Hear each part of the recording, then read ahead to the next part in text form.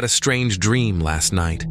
It was the kind of dream that seems all too real, right up until the point where you wake up in a cold sweat. Last night, when I was lying in bed, drifting off to sleep, an uneasy feeling came over me.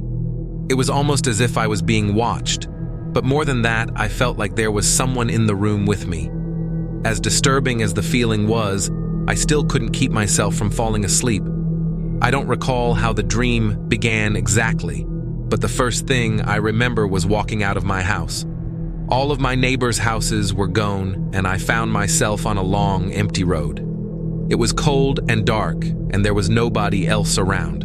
I felt like I was completely lost and alone, but I wasn't afraid. I don't know how long I was on that road. It felt like I was walking endlessly.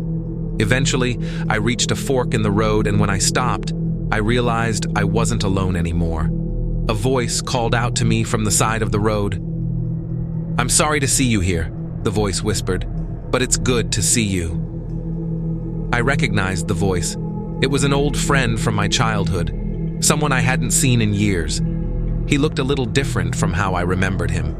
Even though we were both the same age, he seemed much younger than me somehow. He was also very pale and had dark circles around his eyes. His lips were blue. "What are you doing here?" I asked.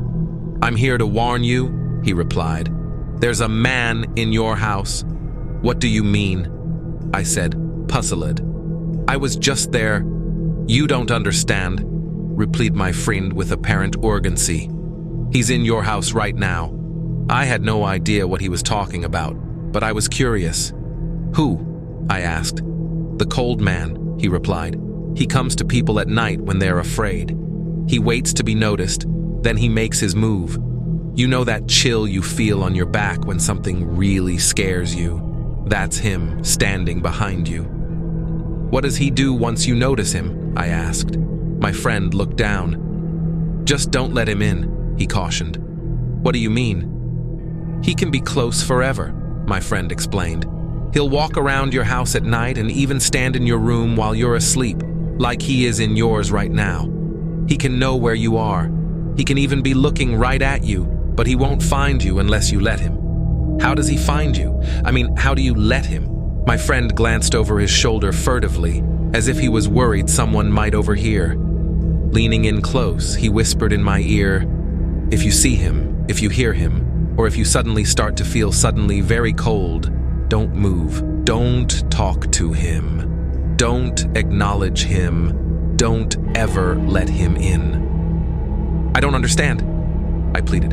"How do I get rid of him?" "You can't," my friend replied sadly.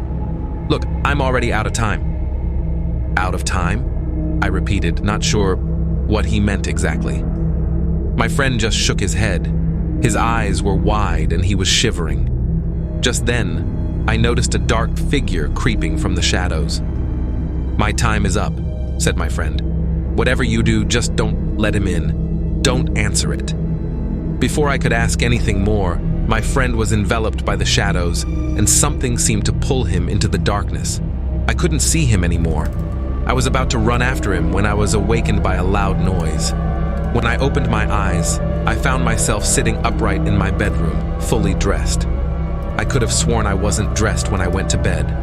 My shoes were covered in a thin film of dust, and my feet were, I felt so cold.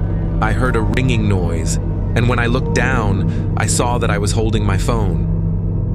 I was about to answer it when I remembered my friend's words in the dream. I didn't answer it. Eventually, it stopped ringing. I rubbed my hands together. The room was as cold as ice. The feeling that I was being watched was as strong as it had ever been. I could hear something moving inside my closet, but I didn't dare to move. I just closed my eyes and waited. Eventually, I heard footsteps inside my closet. They grew more and more faint, as if walking away down some unseen hallway.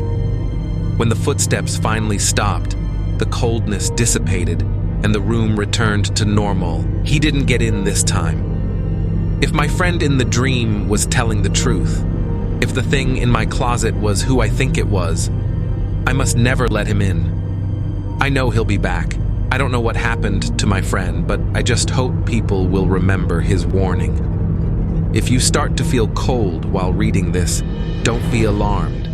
If you hear something in your house, just ignore it. You can't afford to let him find you. Don't let the cold man in.